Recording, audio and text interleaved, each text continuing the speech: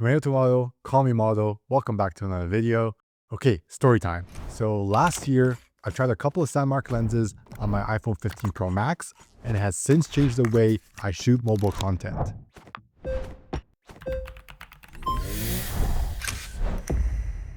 Since then, I've upgraded to the iPhone 17 Pro Max, but I haven't been able to use the lenses because I've been waiting for SANDMARC to release their new iPhone cases. So when it finally dropped, I did what any responsible adult would do. I ordered them right away, along with their tetraprism telephoto lens, their hybrid mount, and a new SSD drive, because ProRAW files are disrespectfully massive. Usually, I would have posted a 30-second banger and just kept it moving. But this time, I'm sharing my creative workflow from the planning, the shooting, and the editing, so you can see exactly how I build a cinematic sequence with an iPhone and how I shoot my product videos. And with that said, let's get right into it. Okay, let's start with the concept. This is a lifestyle, story-driven product shoot for SANDMARC. But just to be clear, this video isn't sponsored. SANDMARC did send me the lenses to test out, but they have zero input on what I can say or do in this video. This is purely an excuse for me to test the creative limits of mobile videography, document the process, and share the results with you. Okay, so now the concept. Well, technically there's two. Think of it as an inception, a shoot within another shoot. The first concept lives inside the iPhone. I want to shoot a cinematic sequence of me working in my space, specifically around my desk. Recently, I picked up this old T-square ruler from an antique mall in Michigan. And naturally, I decided it needed a custom 3D printed pegboard mount. So the story becomes the process of making that. The sequence then starts by introducing the environment, which is the workspace, then slowly turns into action shots. So typing on the keyboard, using the trackpad, scrolling through 3D designs, printing the actual product, finally showing the final result. And each shot gets treated differently. Sometimes I'll use the iPhone's native cameras, other times I'll reach for specific SANDMARC lenses. Depending on what the shot needs, I'm chasing vibes, not technicalities. So that's concept one. The second concept is documenting how I shot the first concept. This video is ultimately about an iPhone rig, but instead of just showing it, I turned the act of building it into a lifestyle product shoot of its own. And it's the same approach. We begin wide to establish the scene, which is again my desk. Then I reach for the iPhone and begin assembling the setup. But this part is all about movement and flow. So mounting the phone, attaching the lenses, plugging in the SSD, switching from tripods to sliders, actually using the rig, not just showing it. The goal is to make the gear feel like it belongs in a real workflow, not just a demo display. Now that the concepts are locked, let's talk about the gear that I'll use. And if you're curious about any of the gear that I'm using, I'll leave everything linked in the description below. The product B-roll, as in the behind the scene layer, is purely shot on my Sony FX3. Now, before I jump into my camera settings, I need to say this. I'm a huge advocate for shooting with whatever you have, using whatever settings you want. In fact, when I started, I didn't care about any of the camera settings or any of the tools I used.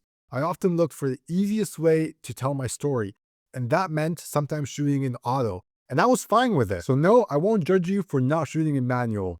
But that said, I've learned that the best results comes from taking control of your camera settings. And I've learned that the hard way, because nothing is more painful than having a perfect take, but then when it comes to post-production, you notice that you have exposure jumps, white balance jumps, and focus jumps within the same scene.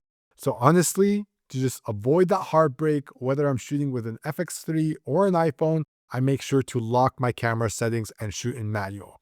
That means fixed ISO, fixed white balance, and turning off autofocus. Okay, back to my camera settings. On my Sony FX3, I shoot at the native ISO of 800, usually at 24 frames per second, unless I'm shooting slow-mo.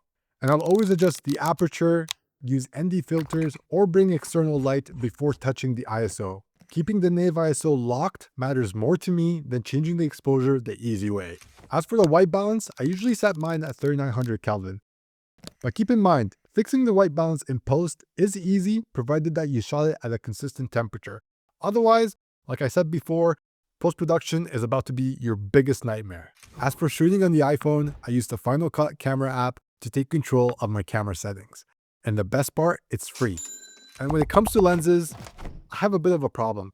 Specifically, a lower back problem, because I am a heavy prime lens shooter. I shoot almost all my B-roll on the Sigma 40mm f1.4 Art Series lens. I'll switch out for photos, but for video, that 40mm does pretty much all of the work. And that's basically the main gear that I use. And now the shoot.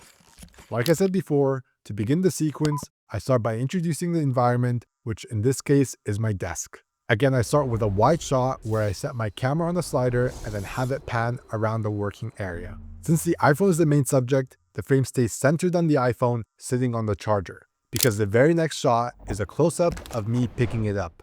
That motion bridges the gap between observing the setup and using it. As for the iPhone rig, the entire rig starts with the SANDMARC Pro leather case. That's the foundation. Next comes the hybrid mount. Think of it as a tool belt. It snaps via MagSafe and gives me multiple mounting points for SSD, tripods, or any other accessory without forcing a teardown every time I want to change angles or lenses. And that's showcased in the sequence. I start with snapping the hybrid mount onto the case.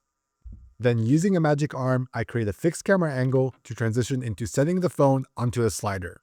And continuity matters to me. So the next frame, I repeat the same process with a clean, uninterrupted motion of mounting the iPhone into place, again on the slider. From there, the rig builds up. I mount the SSD and screw in the variable ND filter. At this point, I've shown exactly what the SANDMARC case enables. MagSafe mounting, lens attachments, filters, and accessories all working together, which means it's time to showcase shooting with the iPhone rig. So the last accessory attachment shot happens on the back of the phone. And I wanted a way to move from the back to the front in one continuous motion, ending with a tap on the record button. And I have this rig that I normally use to capture 360-degree product shots.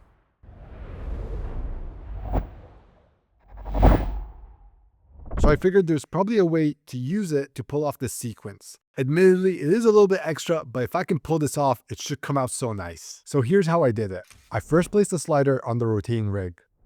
I then had some concrete blocks that prevented it from rotating the other way. And since the camera is rotating around, it'd be difficult to see what's happening on screen. So I decided to use the Hollyland transmitter, receiver, and external monitor to monitor things remotely. And to get the shot, I screwed in the ND filter, then slowly stepped out of frame. And to rotate the rig, I gently kicked it without causing any vigorous vibrations. I then let it rotate and stepped back in to gently stop it at the front where I went in to hit record. Was this a ridiculous setup for a 2-second shot? Absolutely! But did it work? Well, after a few trials and error, it came out super clean.